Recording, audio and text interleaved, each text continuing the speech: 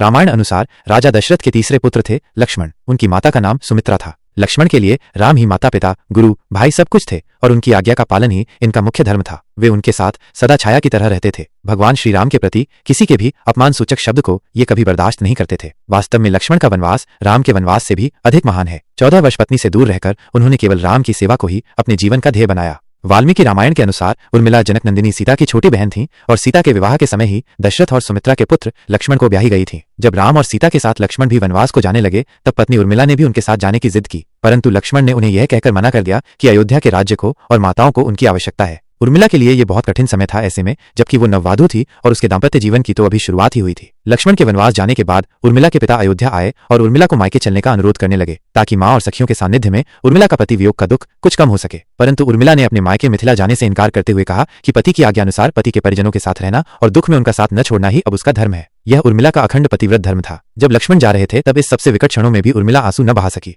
क्योंकि उनके पति लक्ष्मण ने उनसे एक और वचन लिया था कि वो कभी आंसू न बहाएंगी, क्योंकि अगर वो अपने दुख में डूबी रहेंगी तो परिजनों का ख्याल नहीं रख पाएंगी। लेकिन अब सवाल यह उठता है कि लक्ष्मण अपनी पत्नी उर्मिला से 14 वर्ष तक दूर रहे तो उर्मिला ने इस दौरान क्या किया। इस संबंध में मान्यता कर आधारित एक कथा पढ़ने को मिलती है। इस कथा का वर्णन रामचरितमानस आदि में नहीं मिलता है। कथा यह है कि रावण के पुत्र मेघनाद को यह वरदान था कि जो व्यक्ति 14 वर्षों तक सोया न हो वही उसे हरा सकता है। हालांकि लक्ष्मण अपने भाई श्रीराम और भाभी सीता की सुरक्षा और सेवा में इतने लगे रहे कि वे 14 वर्ष तक सो ही नहीं पाए। कथा अनुसार उनके बदले उर्मिला 14 वर्ष तक सोती रही। रावण के वध के बाद श्रीराम, सीता और लक्ष्मण वापस अयोध्या लौटे आए और वहां प्रभु श्रीराम के राजतिलक की तैयारी होने लगी। उस समय लक्ष्मण जोर जोर से हंसने लगे। जब लक्ष्मण से इस हंसी का कारण पूछा तो उन्होंने जो कहा कि सारी उम्र उन्होंने इसी घड़ी का इंतजार किया था कि मैं अब श्रीराम का राजतिलक होते हुए देखूंगा, लेकिन अब उन्हें निद्रा देवी को दिया गया वो वचन पूरा करना होगा जो उन्होंने वनवास जाने के पहले दिया था। दरअसल निद्रा ने उनसे कहा था कि वह 14 वर्ष के लिए उन्हें परेशान नहीं करेंगी और उनकी पत्नी उर्मिला उनके स्थान पर सोएंगी। निद्रा देवी ने उनकी ये बात एक शर्त पर मानी थी कि जैसे ही वो अयोध्या लौटेंगे उर्मिला की नींद टूट जाएगी और उन्हें सोना होगा। लक्ष्मण इस बात पर हंस रहे थे कि अब उन्हें सोना होगा और वो राम का राजतिलक नहीं देख पाएंगे। उनके स्थान पर